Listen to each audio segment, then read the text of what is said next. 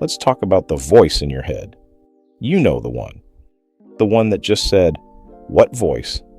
Yeah, that one. That thing is a trip, isn't it? It's got commentary on everything. How you talked in the meeting, how you park, that text you sent back in 2019. It's like an obnoxious roommate who pays no rent, eats all your food, and then has the audacity to judge you. And here's the part that should really bother you. You've never once told it to go sit down somewhere. Well, that ends today. 3 days from now, that voice will work for you. Watch. Let me show you how to flip it. I'm Ethan Dexter, and this is Mind Sculpted Reality. Okay, so before we flip anything, you need to hear what this roommate has actually been saying, because once you hear it, you can't unhear it.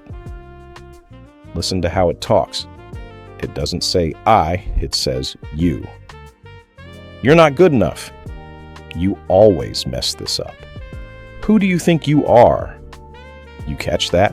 That's not how a person talks about themselves. That's how somebody else talks to you.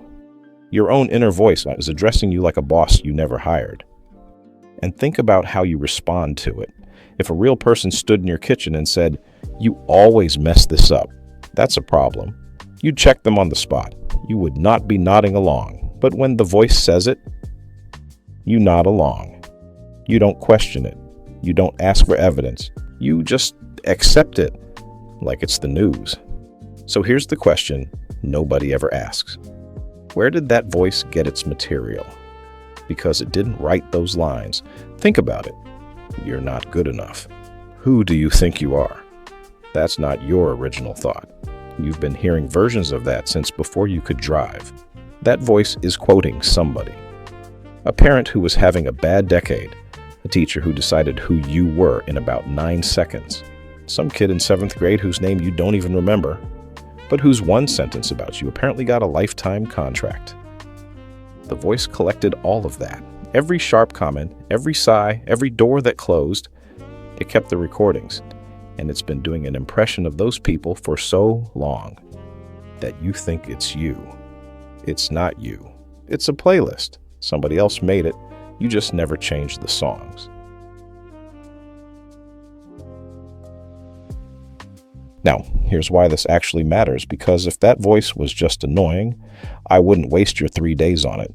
Those words aren't commentary, they're instructions.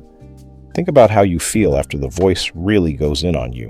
Be honest, your chest gets tight, shoulders come up, you can't think straight, and your mind just loops. And you walk into the next room already shrunk down about 2 sizes.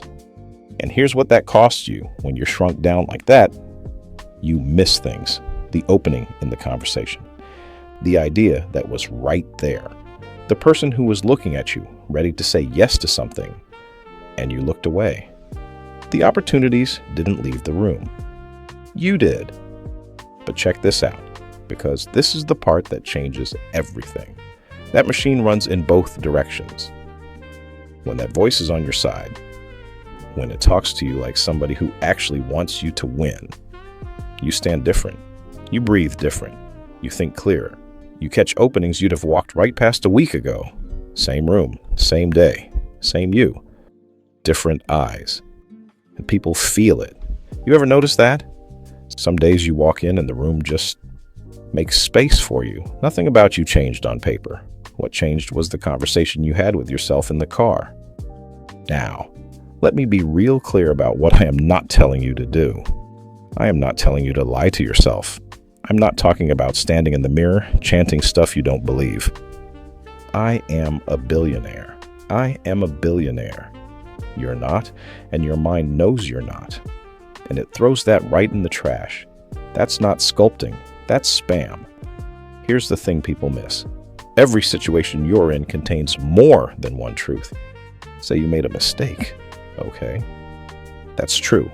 I'm not going to pretend it isn't, and neither should you. But it is also true that every single person who's great at anything was once terrible at it. That's not motivation. That's just history. It's also true that the mistake is exactly how you learn the thing. It's also true that the person who keeps going beats the person who was perfect for a week. every single time. All of those are true at the same time, about the same moment. So the question was never, what's true? The question is, which truth gets the microphone? Because whichever one you repeat is the one that runs the show.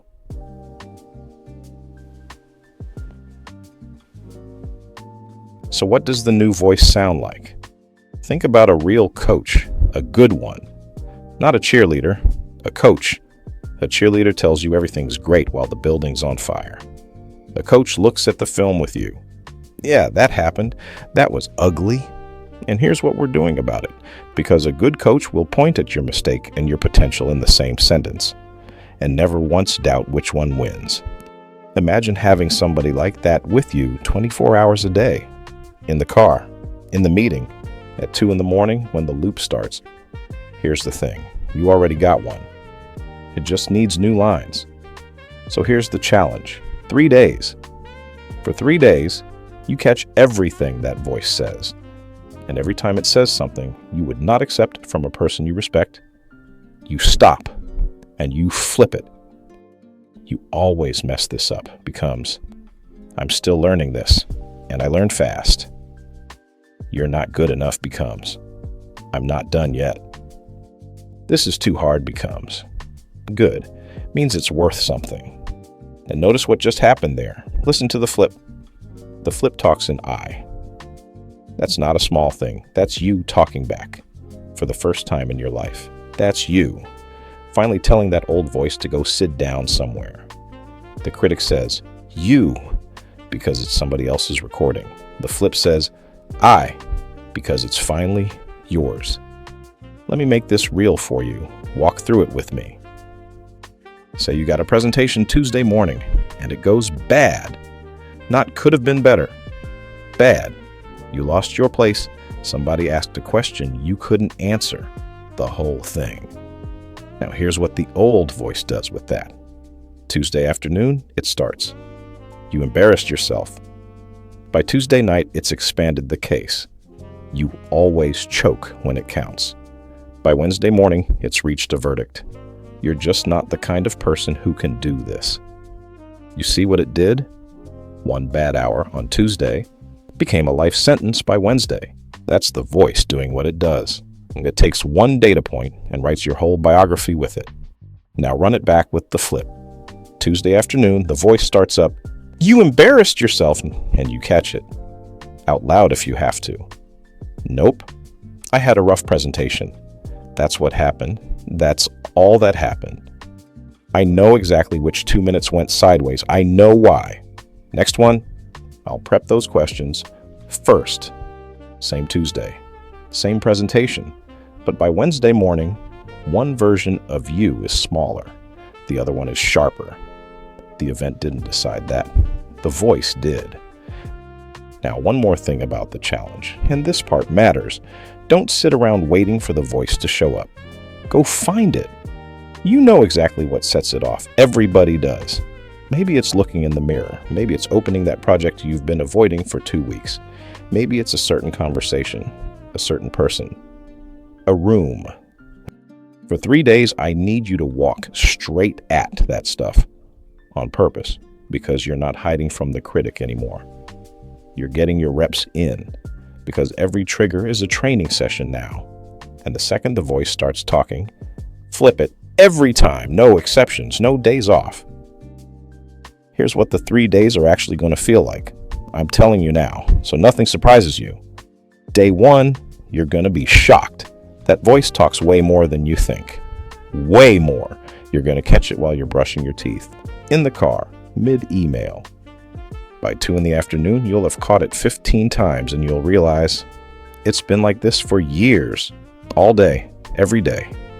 You never noticed because you never listened. Day 2, something shifts. You start catching it early. It's mid-sentence. It gets out, you always, and you're already on it.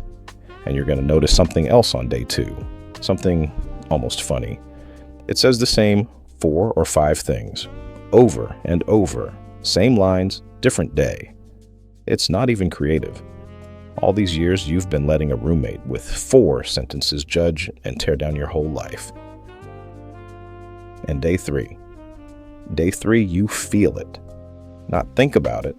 Feel it in how you carry yourself, in how you walk into a room, in what you notice. Openings, people, ideas, stuff that was always there that you couldn't see because you were too busy being small.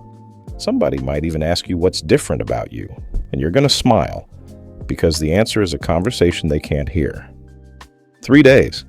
That's the whole ask. Not 30, not a lifestyle. 3 days of catching and flipping every single time. Because here's what I know. Once you feel the difference between walking around with a critic and walking around with a coach, you're not going back. Nobody goes back. And look, I want you to understand what these 3 days are really about, because this is bigger than feeling better. That voice is telling you who you are, all day, every day. And who you believe you are decides what you reach for, what you walk past, what you even see. So when you change what the voice says, you're not just cleaning up your thoughts. You're changing who you're becoming. And who you become, that's what decides the life you get. That's sculpting, not wishing, not chanting, building the person the life happens to. So do the 3 days, catch the voice, flip it, then come back and tell me what day 2 was like. I mean that. I want to hear it. Because listen, that voice is talking either way, right now, today, tomorrow, and whoever it says you are is who you're gonna become. Might as well have it working for you. Now get to sculpting.